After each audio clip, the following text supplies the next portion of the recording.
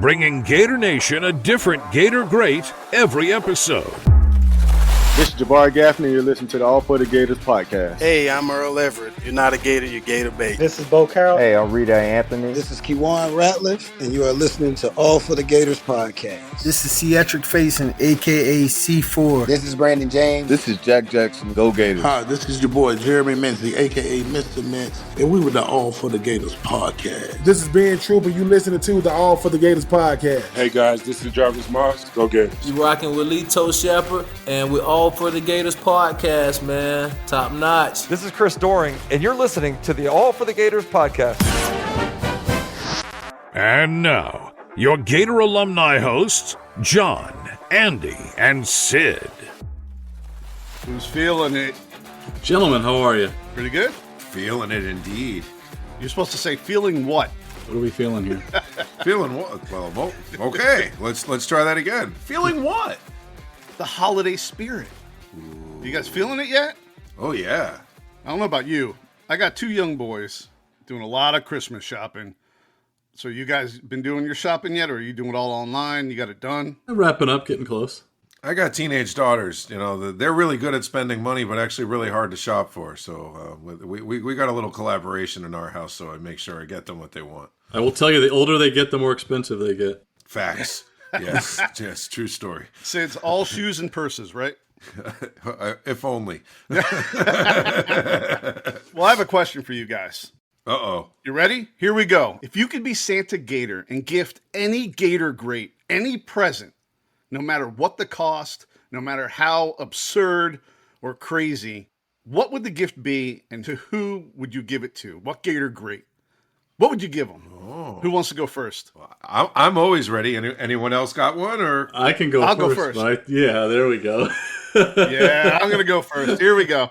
If I can get any Gator great a gift as Santa Gator, I would give Rex Grossman the 2001 Heisman Trophy. I would go to Eric Crouch's farm in Podunk, Nebraska, get it from Eric Crouch, and I would hand deliver it myself. I would go down the chimney. You're going Mission Impossible style, suspended from the ceiling.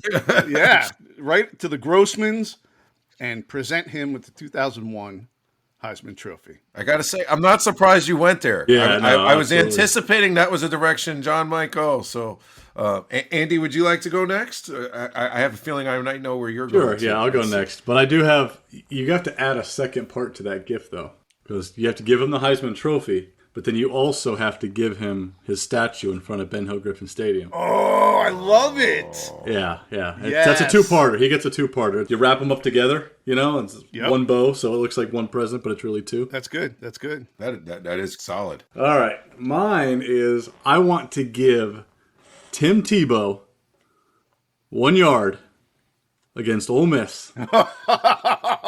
That's a great one, too. So we can have the undefeated season with the national championship that has eluded the Gators. Yes, that is awesome. I like it. All right. I don't think we can top that, Sid. You could try. Let's see what you got. I got you. I do have this. Okay.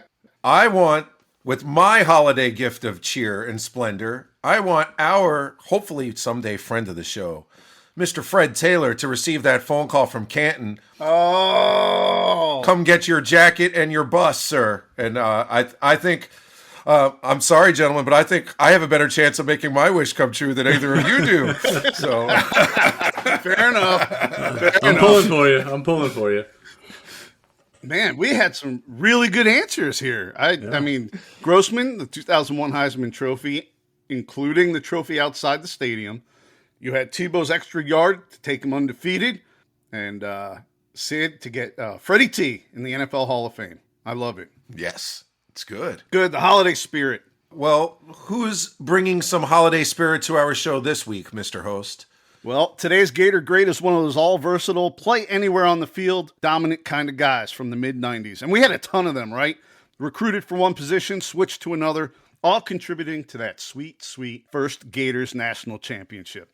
Our guest came out of Tampa, Florida, where after Tampa Jesuit, he headed to Chamberlain High, and as a Chief, he rushed for over 1,000 yards that senior year, played tailback, fullback, safety, linebacker. He was touted as one of the top overall football prospects in the nation.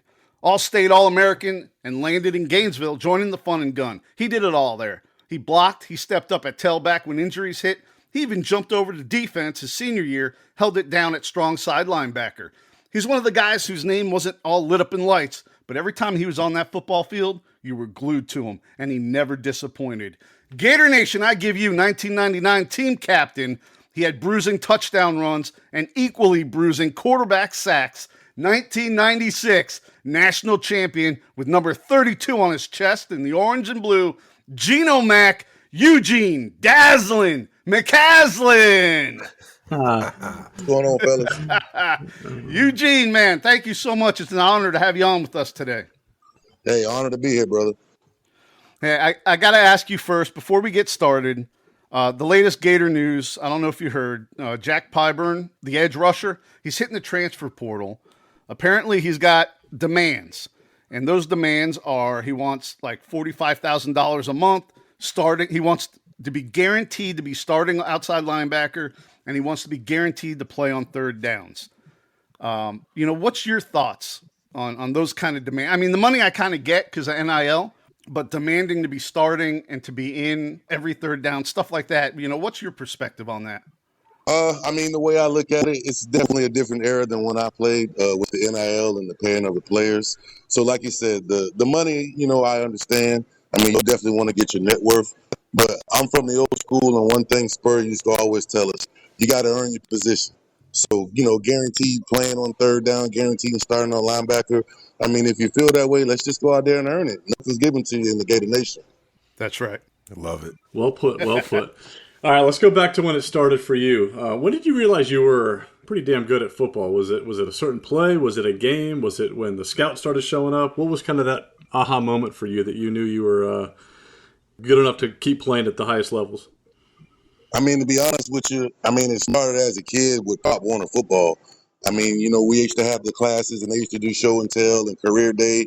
And hey, what you want to be when you grow up? We had plenty of kids that says doctors and lawyers and firemen, but I was always the one. I want to play professional football.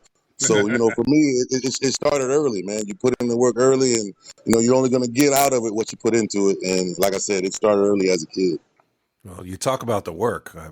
John mentioned in his awesome intro, great job, John, about a couple of different high schools, had 7 200-yard games between your junior and senior years, but like a Swiss Army knife, like throwback style. You maybe should have played with the leather helmets, but you're playing some safety and linebacker too. How did that work? Like, do you ever get off the field, or you just and what in the world do you do practice groups with all the different positions? What's it like to be so amazing at so many different positions at once? When I first started high school, my high school football coach, Dominic Sayo, who's now the head coach at Berkeley Prep, who actually won a state championship a year or two ago, he used to always tell us, it's amazing what you can accomplish when no one cares who receives the credit. And I was just one of those guys to where, I guess the light was always on me, and, wherever we needed help, I was willing to do. So it helped being versatile, In my time, unlike today, we played both ways. There was not 22 good guys to get you where you wanted to go. So, if you were one of those guys that was special, you had to play both ways, and that's how it started. Did you enjoy one position over another when you were that young? To be honest with you, I'm a natural running back. Everything else just came by chance. Okay. I played running back my whole life, and that's my nature, and that's my natural love. But obviously, as you get older and you start advancing into the different programs, from junior high to high school to college, it becomes a team effort, and you got to do whatever it is to help the team win. Okay. You kind of just answered my question, but I'm curious then, what's more fun from your perspective? Scoring a touchdown or having a big sack or a big hit that's a momentum changing play? From the guy under the helmet there, what's more fun? To be honest with you, man, football in itself is fun. I enjoy scoring touchdowns. I enjoy making sacks and big tackles. So I don't really have a preference one or the other.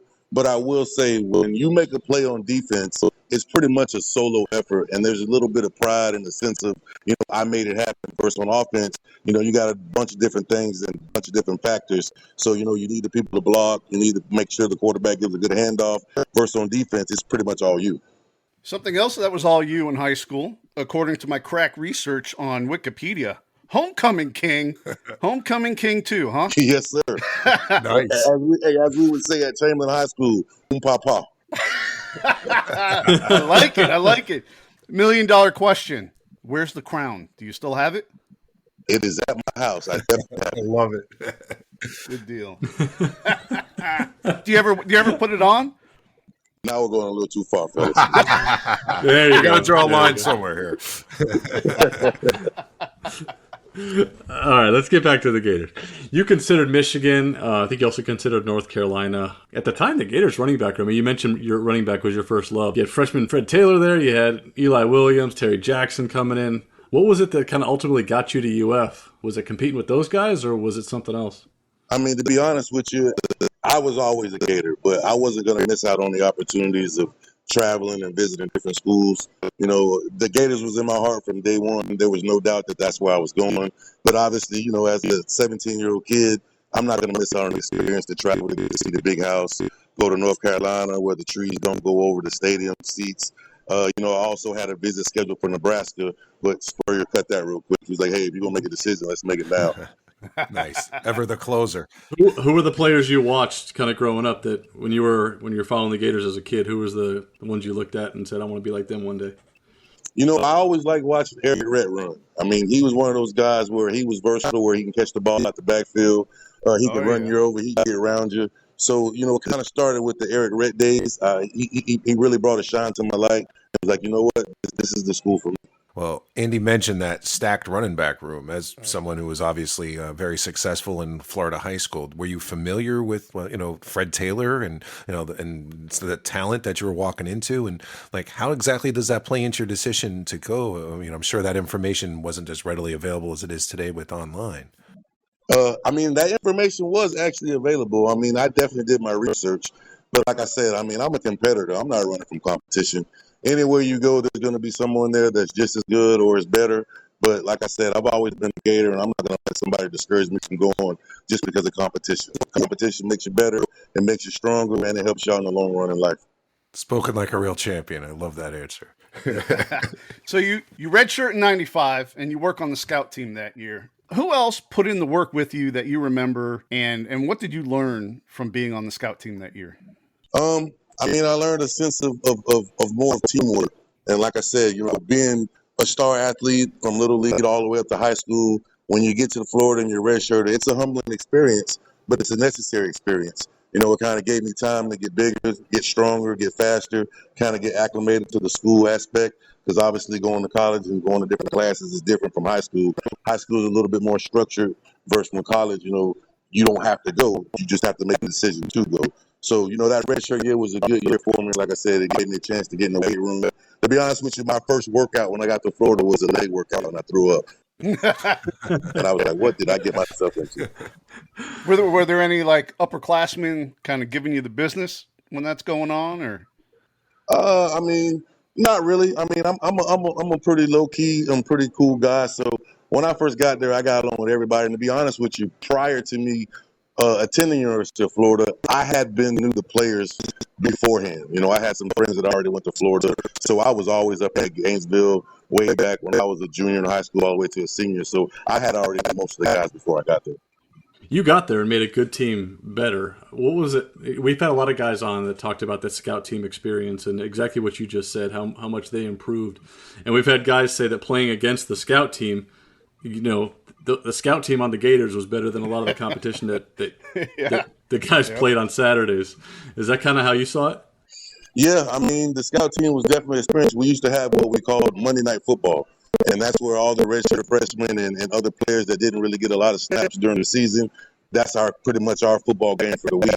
So, I mean, that was actually a bright spot for me because when we played Monday Night Football, you know, we had guys like Keith Kelsey and Johnny Rutledge and Mike Peterson, and at the time they weren't playing a lot. So, you know, I used to get in, and I never forget Coach Collins used to be so upset because I used to run all over them. You can't stop 32.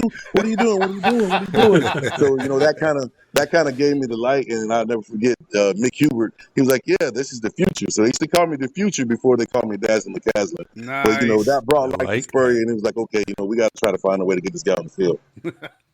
We had your teammate Terry Jackson on, and he spoke about how that 95 team was just so much fun, and he blew everyone out, and Spurrier just made it a good time, but then how 96 was much more a business approach, obviously after that Nebraska game.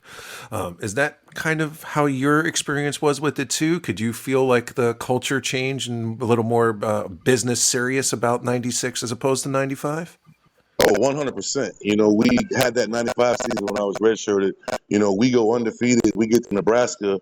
And instead of looking at it from a business point of view, we were just out there having fun. Not that we didn't take it serious, because obviously we take our craft very serious. But at the same time, when you're going to a bowl game of that magnitude way out in Tempe, Arizona, you still want to have a little fun too. So, that didn't really play a factor in the game, but I think in a mental aspect, if we would have had a little bit more mental capacity, that game could have turned out a little different. We heard a lot of stories about that Nebraska team and their strength and what might have attributed to that. Do you have any opinions one way or the other on that Nebraska O-line or team? I'll tell you this. I'm going to give you a story. Okay. When I'm out there, obviously I'm redshirted, so I got James Bates gave me his video camera recorder when they had the little ones back in the day. So, I'm around, I'm recording everybody. I look at our receivers, and our receivers are running pass routes. I turned around and looked at Nebraska's receivers, and they were doing blocking drills. So I'm like, whoa, we better strap up because this is going to be a long day. You got offensive linemen, they're all spattered up. They got the shirt tucked in high, and they ain't fat. They just big, big boys. And, hey, to be honest with you, I tell people all the time, they used to have the debate, and a lot of people used to think that the 2001 Miami Hurricane team was the best college football team ever. Maybe when it comes to pro statistics and the guys going pro. But in my opinion, that Nebraska team in 95 was the best college football team I've ever seen in my life. Yeah, a lot of your teammates have the same sentiment that we've talked to. Absolutely. Yep. Talk about strength. You must have been one of the strongest dudes on the team then, like in OG Big Joe Cohen. Did you bench the most on the team then? And if not, who did? No, actually, when I was there, the person who benched the most on the team was Zach Pillar. Zach Pillar and Reggie McGrew. Okay. I think Zach Pillar, when he went to the combine, I want to say he did 44 reps or 225. Wow. That's a lot of weight. Okay. All right. All right. In 96, you're kind of primarily behind Freddie T, but you do get into 9 games, over 300 yards rushing, 7.1 yards per carry, I might add. Yeah. Very impressive. Score 4 touchdowns. How'd you feel about your role at that point? Obviously, I was behind some great players like Fred Taylor, self-explanatory. He's a future Hall of Famer. I'll tell you a story. In 96, when I first got my chance, my first game I played was Georgia Southern. 8 carries, 116 yards, and 2 touchdowns. And I had one for 63 yards, and that's when Mick Huber gave me my name I've been stuck with forever. He was like, hey, Eugene Dazzlin McCaslin, you won't catch him. And I'll give you a fun fact. I only played in the fourth quarter that season. And all the games I played, I only played in the fourth quarter. And going into game 5, I was the leading rusher on the team. Wow. That's a fun fact right there. So when Mick gives you an awesome nickname like that, how soon do you find out about it? How soon is the team calling you that? Like, when do you hear the highlights to know? Well, actually, the next day. Because, back then we had our VCR. There was no DVDs. We had the VCR tape, and boom, we're watching the game. And we just heard it. Nick Huber was like, oh, Eugene McCaslin, you won't catch him. And ever since then, I guess Spurrier forgot my first name because he always called me Dazzlin. Nice. I love it. So you brought up the Georgia Southern game. How did it feel hitting the end zone in the swamp that first time? Oh, it was great. It was a sense of me knowing that I belong. And, kind of doing what I did, it just made me real proud, made me happy, and definitely know that I made the right decision. So we all know how that 96 season plays out. Sugar Bowl versus FSU, national title. Yes. Take us back into that locker room before the game. A young, first year Geno Mack, ready to get some revenge on those dirty Noles. How are you feeling in that locker room? Feeling anxious, ready to get it started. And like I said, that season was more on a business approach. Like curfew was shortened. The different events we attended was shortened. It was definitely a business trip. Especially after we lost to Florida State that last game in Tallahassee, which we really didn't lose because when Riddell caught the touchdown, we didn't have instant replay back then, but he definitely had 2 feet in, better yet, not 1 feet, he had 2 feet in. True. So we really won the game, but, it was a sense of, we had already been blessed because Spurrier, one of his lines was, God shining on the Gators, because at that point, we needed a couple things to happen. We needed Boston College to beat Arizona State. We needed Texas to beat Nebraska, and it just fell right in place where we slid right in there and got a chance to play for a national championship. And obviously, there's nothing greater than looking at your national championship ring, and on the other side, it shows the score, and it has Florida State with the losing score. I remember sitting at a Miami Subs, and they had the TV on. They had the game on. It was the Texas game, and I was watching Ricky Williams. And I remember watching that game finish and being like, "We're gonna go play for the national championship." Hey, I got another fun fact for you now, because I'm full of fun facts. We like that. I am the only player in the national championship game to start the game and to finish the game. I made the opening tackle on the kickoff against Lavernius Coles, and I made the last carry of the game to run the clock out. And that's definitely a trivia question. Very cool. Wow. That is a good trivia question. Yeah, you got a lot of good nuggets there. I like that. Feel free to keep those coming. I know John asked you about how you were feeling going into that game. Was there something a little extra based on the kind of the extra hits and the kind of the beating they put on Danny Warfel? Were you guys looking to get some kind of revenge? I mean, it's obvious we were, because Danny Wolf was our quarterback, and we all love and respect him then, and still to this day. He's one of the great people to ever play at Florida football. And, at that point, we hadn't implemented the shotgun. So everything we did was pretty much based upon under center. But, with those defensive ends that Florida State had, they definitely made it difficult. And when Spurrier decided to go to the shotgun, which probably gave him an extra 0.8 seconds, that was enough for us to just rip off, 52 points. Yeah, you guys go on and put the beat down on Florida State. So that first ever Florida Gators national championship, what does that mean to you today? When you think about being on that field, what memory sticks with you? I mean, it just lets you know you're a part of Gator history. Whenever you do something for the first time, nothing can be duplicated. Nothing can be better. Urban Meyer came in. He did a great job and won 2 more national championships, and I respect and love him for that. But he didn't do it the first time. When you do something the first time, you kind of cherish that, and then that goes with you for life. Well said. I'm going to steal one of John's favorite questions. You got the ring? Of course. I tell you a fun fact about that. My initial ring that I had, I left in a hotel room, and I went back to get my ring, and it was gone. Oh, so man. I pop up on eBay, and I seen a guy was selling the ring. So I'm like, oh my God. So I actually purchased the ring back from a guy who evidently got it out of the hotel room. And now it sits on your shelf next to your homecoming crown. I thought you were going to say you tracked down his address. Yeah, I thought that was going in a different direction. Staying with that championship game, though, I do have to ask, what is the difference when you're celebrating a post-game championship as opposed to just winning any other game? How do you take it to the next level for that first championship? I mean, when you win it in the fashion that we won it, it means a lot more. And I can't say this enough. It was more or less the opponent that we were playing. Definitely. To be able to get a revenge game against your state rival and whoop them like we whooped them, I mean, there's no better feeling. It was about the third quarter, I believe, and Spurrier kind of gathered all us up together, and we looked across the field, and all the Florida State guys were on one knee breathing hard, and Spurrier looked at us, and he said, fellas, we got him. I love it. Very nice. So let's go to 97.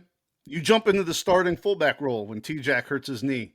What's it like to block for, like you said, future Hall of Famer Fred Taylor? I mean, it was cool, man. Fred's one of those versatile backs to where he's kind of going to read off what you do. So it wasn't one of those situations where you got to go in there and you got to get a certain angle on the guy. All you had to do was go in there and make contact, and Fred was going to do the rest. We used to call him Fast Freddy. He's probably the master of the jump cut, and that guy's acceleration from 0 to 100 is unbelievable. Did he ever guide you? Oh, yeah. I mean, me and Fred, we were good friends and still good friends to this day. Yeah. So, I mean, he was definitely instrumental in me playing at Florida and kind of giving me tips and kind of letting me know, hey, you might want to try this, you might want to try that. But, I love Fred to death. And like I said, we're still great friends to this day. 98, Fast Freddy goes to the NFL. Terry Jackson, unfortunately, gets hurt again. But he gives you the prime spot at running back. And even though you missed the first 3 games of the year, you finished second in rushing on the team for the season. So despite getting kind of more of the spotlight, how frustrating was it from kind of the team level, for the Gators not quite having the success that you were used to in 95 and 96? I mean, it was difficult because on that particular year, we still had a hell of a team. We still had a chance to go play for it all. But unfortunately, when you're playing the game of football, not only do you need talent, you need a little bit of luck. And, certain plays and certain games just weren't on our side. For example, like when we played Tennessee, I actually drove up to Tennessee because I wasn't playing that game, and drove up to Tennessee to watch the game. And how do you have a game where you have over 400 yards total offense and the other team has under 200 yards total offense and you lose by a field goal? We had 4 or 5 turnovers. Things just didn't go our way. The cookies didn't crumble the way that we wanted them to. So unfortunately, we kind of let that game slip away. We get to Florida State. We're playing a great game, and before the game, we got a little rowdiness going on. T. George gets suspended for that game due to the pregame antics. Right. So now we got some freshmen out there on corner, and you're putting freshmen on Peter Warrick. That's tough. That's bad news. Yeah. Very true. So at that point, a young EG, Ernest Graham, comes into the running back room, right? And we've had him on the show as well. What were your thoughts at that point on him when he was young, and what he was capable of doing when he came in? EG is a great guy too, man. He's a very talented guy, and I mean, you can know that just by his stint that he had in the NFL. He had some great years with the Buccaneers, and I always have the utmost respect for him. He came in as a young player, and he was hungry. He was ready to play. Him and Robert Gillespie. So I think those two came in at the same time. Right. I'll never forget. We came to the spring of '98, going into '99, and Spurrier calls me in for the spring meeting, and he's like, "Okay, Dazzlin, you did a good job this year, and we're excited what you did, but Mike Peterson and Javon Kirst are left, and we don't really have anybody at linebacker, and Rod Grady, he's not going to be with us anymore because Rod Grady got dismissed from the team." And he was like, "You always been a team player. Just want to ask you a question." I'm like, "What's going on, coach?" And he was like, "Hey, how would you think about going over to defense and helping us out on defense?" Because he says, "Dougie's a senior, and we're probably going to throw the ball around a little bit, and we're not going to run it much. And I think you got a chance to really do some great things on defense." He's like, "You don't got to answer me now. Just take a couple days and get back with me." And I know Spurrier. There was no way I was leaving that room without answering that question right then. So at that point, I was like, "Coach, hey, I don't mind. I'll go over to defense and do what I can do." So I was like, "Well, if I go to defense, am I going to be a starter?" And that's when he hit me with the infamous line, "No. You got to earn your way around here. Nothing's free with the Gators. You got to earn your spot." So, obviously, I went over there and I worked hard. We got a new defensive coordinator in John Hope, and he made it so easy for me to where he built to be honest with you, he built the defensive scheme pretty much around me. So, he just made it easy for me and acclimated. And like I said, defense is one of those things where it's probably about 15% reaction and the rest is just effort. And I had a lot of effort and ended up having some success over there on the defensive side of the ball. Effort definitely did lead to success. You actually receive, pretty interesting, a Defensive Unit's Unselfish Award that spring. Very apt for the situation. Never heard of that one. Do you know any other past or future winners of that? That seems like pretty special. To be honest with you, I don't. And if I'm not mistaken, I might be the only one to have received that award. They created the award just for you and your selfless teamwork. I love it. It's another fun fact. Yes. I don't know if they'd be able to give out that award in college football today, to be honest with you. Yeah, really? Yeah. Oh, yeah. The game's so much different now for sure. Well, listen, you don't waste any time. Your first game versus Western Michigan in week 1, you come out of the gate with 10 tackles, 2 sacks. Was there, kind of going into that game, was there any question with your confidence before you lined up on defense, just making that switch? And did that game give you any confidence that you needed, or kind of how'd you feel going into that game? I mean, we was always prepared, between film work and coaches putting us in position for success. So from a confidence level, if you're going to be a premier athlete, the one thing you got to have is confidence. So I never lacked confidence no matter what I did. It was just one of those situations where I was mentally, physically, emotionally, and spiritually prepared. And like I said, he kind of built the defense around me to just make sure everything was pretty much on hustle, on speed, on moving around. And it just kind of fell right into place. And you got to remember, I play running back. The opposite of running back is linebacker. The opposite of receiver is DB. So it's kind of like when I'm looking to see what's going on in the backfield, I got a good idea where the play's going. Well, when that season wraps up, you have a hell of a year on D. 60 tackles, 14.5 big plays, 5.5 sacks. That's second on the team. So let's compare that to Jack Pyburn's season. He had 60 tackles this past year, right? And he's got those demands for the NIL money and to play. So, and he just had 1 sack.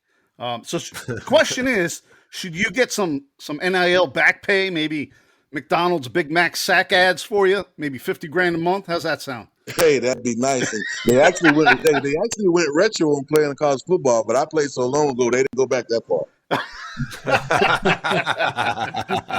All right, Big Mac or Whopper? Gotta ask. Whoa, Big Mac or Whopper? I'm gonna go Big Mac because I'm Geno Mac. I like it. Good deal. Makes sense. You were one of the defensive team captains your senior year. How special was that? You shift over there and then you immediately earn captain. How was that?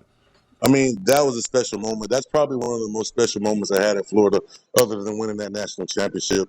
When we vote for team captains, it's by coaches, it's by trainers, it's by equipment guys, it's by players. So to have the respect of the whole Gator organization to be voted captain was really special. When you look back at your Gator career, do you have any favorite plays that you made? I mean, you had your 6 touchdowns, and some of them are just amazing runs that you can look up on YouTube. But I'm sure a couple of those might be your favorites. But any other plays, any favorite things that happen on the field that stick with you? Other than if I'm going from a defense perspective, my favorite 2 plays on defense was when we played Tennessee and they were driving down. It was 4th down. They went for it on 4th down, and they had been running the play all game, but they've been running away from me. So at this particular time, I'm like, okay, I switched over to the other side. So I technically was on the wrong side, but it was on purpose because they've been running the play all game, and I knew the play was going that way. So, once they ran that little toss sweep to Jamal Lewis, I kind of stepped up, set the edge, and Keith Kelsey came and cleaned them up. And that kind of play pretty much sealed the deal. And, but one of my favorite plays defensively is, although we lost the game in 99, we were playing Florida State, and they put Peter Warrick in the shotgun running like the Wildcat, and I was on the blitz. And the hole opened up like the Red Sea parted. Here I come flying in there 100 miles an hour. And, Peter Warrick has made a lot of guys look silly. Oh, yeah. But on that particular play, that was my time. Oh, nice. Do you have a nice, blown up picture of that in your house? Yeah, really? Oh, I just, on Facebook and Instagram, I just posted it for the Florida State week. I was like, Peter Warrick, not on my dime. But we're pretty good friends as well, though, because he's from the Bradenton Southeast. So, we still hang out to this day. We're pretty good friends. He laughed about it. All right, good deal. So, as someone who's had highlights on both sides of the field, then when you put your memory cap on and you visualize you putting your helmet and the pads on, are you in the backfield or are you on the defensive side of the ball? Which obviously you're a football player, but he said he's a running back at the beginning of the interview. That's true. I mean, I got fired up with that Peter Warrick story. I'm like, really? You're not a defense? Okay. No, I'm a running back. If we did it all over again, I'm a running back. That's my natural spot. That's my natural love. That defensive effort was just me being, selfless and being a team player and doing what I had to do to help the team win. But by nature, by heart, by ability, I'm a natural running back. All right. So in 2000, you get drafted by the Green Bay Packers, and you're a unicorn for Andy. Andy's from Wisconsin, diehard Packer fan. So whenever we have a Gator Packer, that's his unicorn. I think we've had maybe one other, Kelvin Kite. Yeah, there's not many of them. Unfortunately, there's way more Georgia Bulldogs on Green Bay than I like, but it's okay. So, do you have any fun Brett Favre stories for Andy? I do. This is hilarious. So after making the team, so when you're in the locker room and it's payday, they put obviously everybody has direct deposit, but they put your pay stub up on the top of your locker, like pinned it to your locker. So, I'm not checking my direct deposit at the time. It's the same every week. So for some reason, I go up and I check my slip and I look at the slip and I'm like, oh my goodness. So I see like $3-point-something million. So I'm like, is this for real? So Brett Favre playing a joke on me. He switched my pay stub with his pay stub and I checked my bank account and obviously $3 million wasn't in there. Slight difference there. You did get to play at Lambeau though. How was that experience playing at Lambeau Field? Man, unbelievable. I mean, that's a historic field. It's the only football team that's owned by the city. They split it up between Milwaukee and Green Bay. That was an unbelievable feeling. And like I said, on Sundays when we have football games during football season, they actually in Green Bay went to church on Saturday just so they could go to the football game.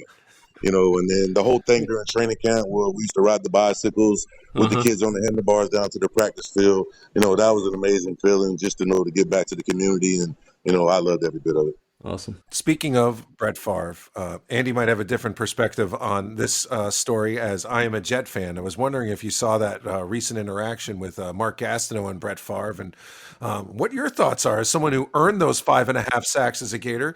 Who's the sack champion? Is it Strahan? Did Favre lay down for him? What are your thoughts? Who's the real sack champ here?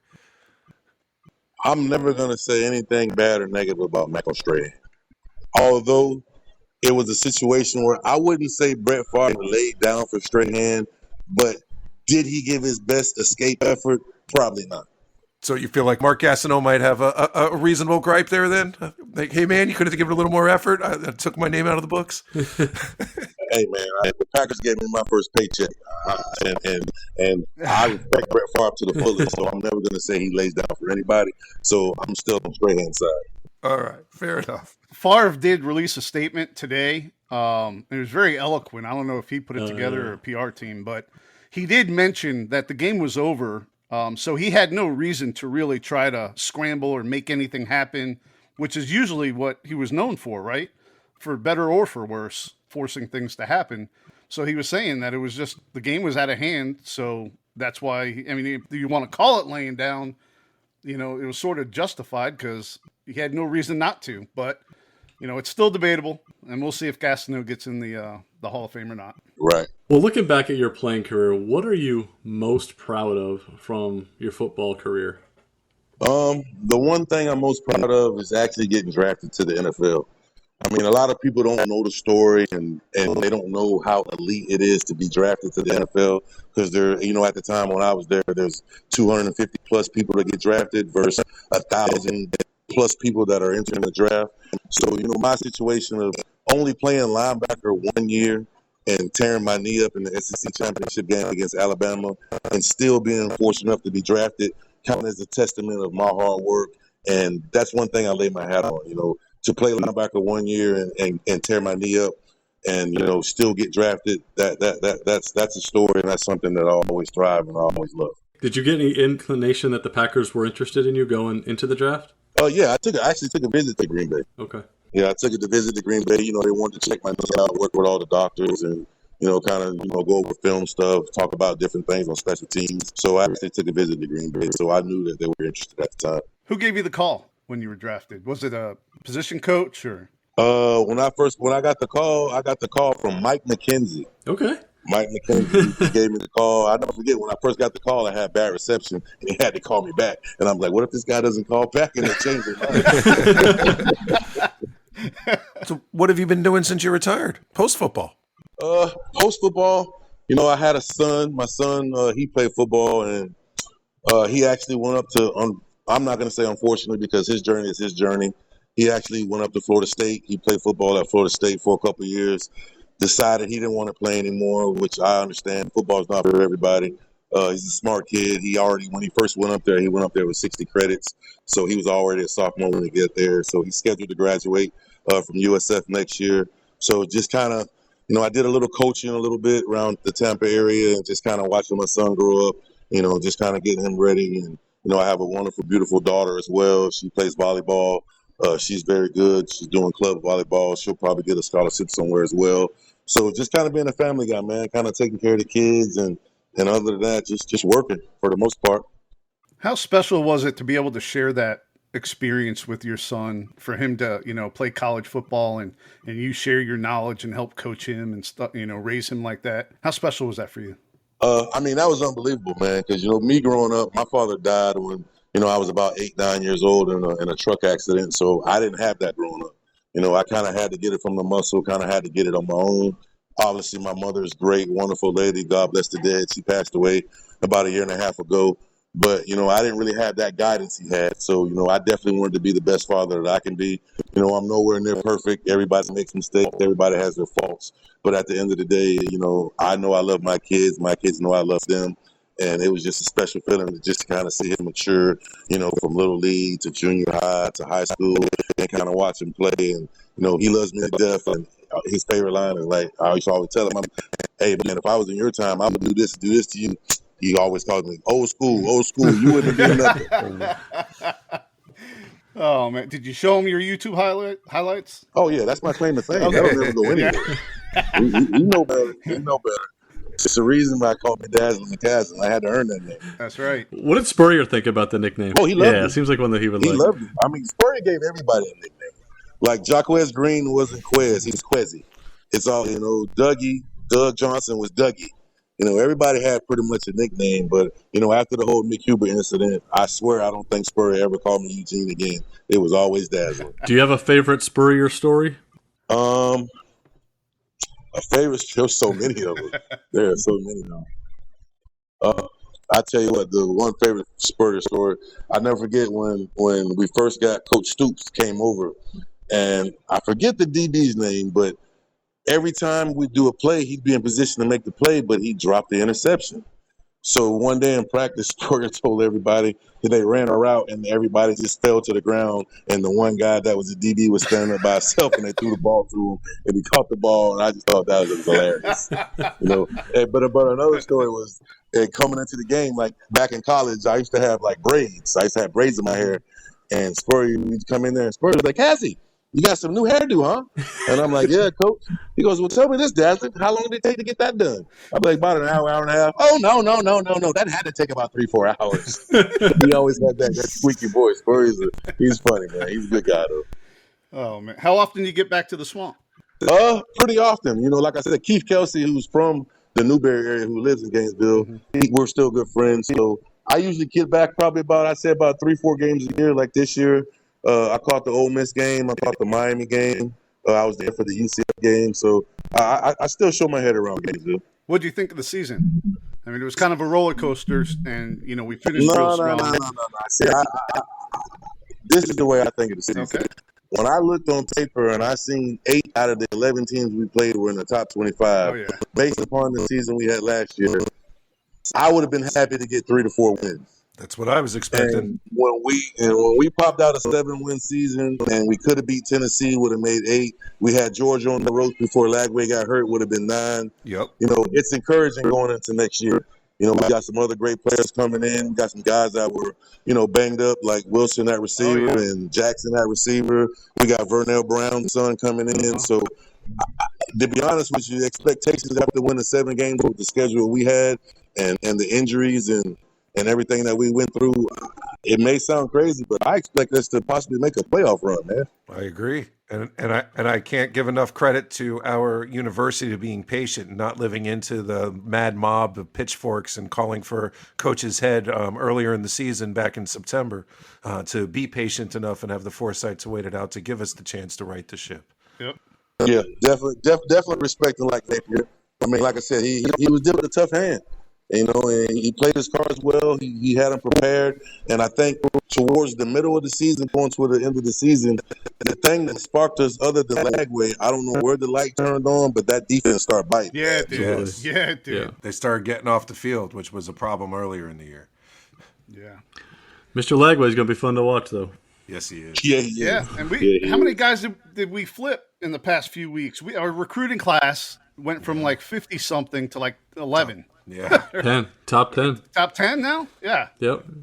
The only thing that bothers me about now in football is you got to recruit kids twice. You got to recruit them to stay. Yep.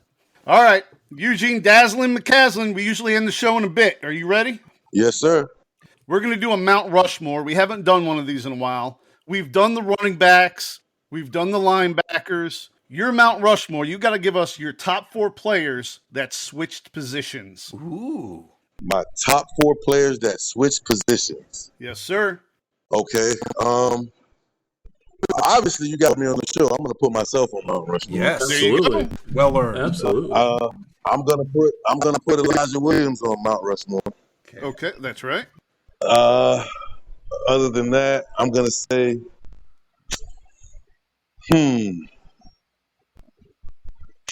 I'm gonna put Javon Curse on Mount Rushmore, Yes. even though he didn't switch from offense to defense. He came in as a safety, then went to linebacker, then went to defensive end. So I'm definitely gonna put the freak on Mount Rushmore. You got freaky in all those spots. Good choice. Yeah, and after that on Mount Rushmore, I'm gonna say I want to be selective with this because I want to get an honest opinion. So give me about 15 seconds to think about it.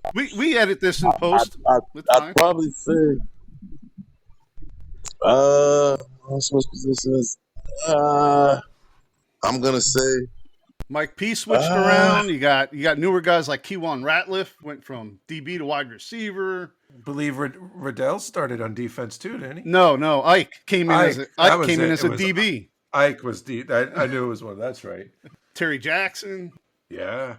Terry actually played a little bit of defense during his time. Yeah, he did. I'm gonna say Mike Peterson, only because if you come in from playing quarterback in high school and you end up playing linebacker, that's tough. Yes. You got that right. All right. Geno Max, Mount Rushmore, top 4 players that switched positions at UF. Elijah Williams, Dazzlin McCaslin, The Freak, and Mike P. That's a hell of a list. Hell of a Mount Rushmore. That is a good one. Geno Mack, Eugene Dazzlin McCaslin. It's been a total honor and pleasure to have you on with us today. Thank you so much for taking the time. We were there at the same time you were there. We were in the swamp rooting you on. And thank you for all the exciting plays you gave us and everything you did for the University of Florida. We appreciate it. Thank you. Hey, I appreciate you guys as well. Geno Mack. I like Dazzlin McCaslin better. Yeah, I do too. Come on, hey, that's what Coach called him. That's the one that sticks. That's a great name, man. Dazzlin McCaslin. I mean, if you don't remember his runs, there's a crowded running back room. He was behind Freddie T a lot of the time. He did a lot of blocking when Terry Jackson got hurt. But when he got the rock, he made things happen. So, I mean, go on YouTube and just search up Eugene McCaslin Gators and just watch a couple of these runs, man. Exciting, exhilarating, man. He was always fun to watch. For sure. On both sides of the ball. Yeah, absolutely. All right, let's go our 2 bits. All right. Who's first? I'll go first. Are you guys okay with that? Because I went first in the intro. We did notice you do like going to the front of the line, but go right ahead. I get excited when I have my 2 bits. My 2 bits is, one of his fun facts, making the first play in the national championship game against Florida State and being on the field for the last one. That's pretty cool. Very unique. That fun fact is pretty cool. I liked it. He had a lot of those. I liked his little nuggets. Yep. Those are good. All right, who's next? I guess I'll go since I went second earlier too. So I have one of his fun facts also, which was really interesting, that he played in only the 4th quarter, and going into the week 5, he was the leading rusher on the team. Yeah, you gotta love that. How is that possible? Because they were loaded. My gosh! I mean, I guess I know they were throwing a lot, and then they were trying to run in the end, but still, that's a pretty fun fact. Yep. Oh, that was pretty cool. All right. So I guess I go. I'm last. Okay. So last but not least. Definitely not least. Definitely not least. All right. I actually kind of like mentioned this in the beginning. I love the versatility. Like this feels like he should have played in black and white wearing the leather helmet. Like I love the fact that he toe-to-toe with, future Hall of Famer, knock on wood, Freddie Taylor, 10-year NFL player Terry Jackson. He's in the backfield with these guys, a peer holding his own, and then, hey, why don't you try going on the other side of the ball? And then he's playing with all these other stars, and as he said, they built the defense around him, a guy who hadn't played defense since high school. And he excels. He's the team captain. They gave him the award, most unselfish defensive player. Awesome. You got to respect. They make an award, give it to him, the one and only one-time winner, award-winning, selfless teammate. So I love the whole package of that, and the fact, lots of the other guys that we talked about who switched or did a little bit didn't have the level of success that he had on both sides of the ball. Clearly, if he stayed on either of those one directions, he could have been one of the real greats. So I just proverbial tip of the cap to the Swiss Army knife there in orange and blue. Very, very good stuff. And maybe if he didn't blow up his knee in the SEC championship against Bama, he would have had a longer NFL career. Yeah, probably. And also, do not ask him if he still wears his homecoming crown. Do not. You went too far. Was that awkward? It got a little awkward. It was, yeah, it was a little awkward. bit. But I meant, like, does he put it on, like, with the wife or the girlfriend? No, yeah, it's still awkward. You're not getting. It's not getting any better. This is not getting any better. He did not entertain that at all. And my respect for him only increased as a result of that answer. He also didn't entertain when we were. I think it was John and I both said we thought the discussion about when he left his ring in the hotel room. I thought that was going in a different direction. But, yeah, me too. Me too. It's crazy though that he went and searched it and found it. That's awesome. Yeah, and he bought it back. Yep. Yes, sir. All right, we're coming down to the end of the year, fellas. With that being said, can we just acknowledge where the University of Florida athletics is as opposed to where we were a year ago at this time? Go ahead. We've talked about how the progress of the team, the football team, obviously this is primarily a football show, but the athletics in particular, I mean, I remember there was one point this summer where University of Florida athletes would have been like the 5th most medaled country, so like that's pretty remarkable. Yeah, it is. Our hoops team right now is a top 10 team, looking really strong and deep. Definitely one of the stronger teams in the SEC. Very excited to see what they could do with that. And this is, I got my rosy goggles on, but this is the most optimistic I have been at the end of a football season for the University of Florida Gators in quite some time. As Eugene correctly pointed out, it is not crazy to think that we should be competing for one of these playoff spots next year. But the way they handled this schedule next year, I think we're going to be one of those teams that the other schools are going to be like, oh no, the Gators are on our schedule come next year. And I'm real excited to see the growth of all these young players and what coach is bringing to Gainesville for us. So. Hey, Lagway 5-0 as a starter. Love it. Love it. Let's keep it going. We might have to have Andy reprise his role as the Ultimate Warrior talking about Lagway. Callback. If you don't know what I'm talking about, go back and listen to our Terry Jackson episode. Oh, God. Eugene McCaslin's teammate in the backfield there in the running back room. And in the intro, we do pro wrestling promos. And Andy does the Ultimate Warrior, and he talks about Lagway before Lagway had ever taken the field yet. So we might have to reprise his role. We'll see. Maybe. Yep. Very clairvoyant our host Andy was here. I'll paint the face up and everything. He foresaw some of this greatness. All right, gentlemen. Maybe a show or two left this year. Yep. So we'll talk to you soon. Go Gators. Go Gators. Go Gators.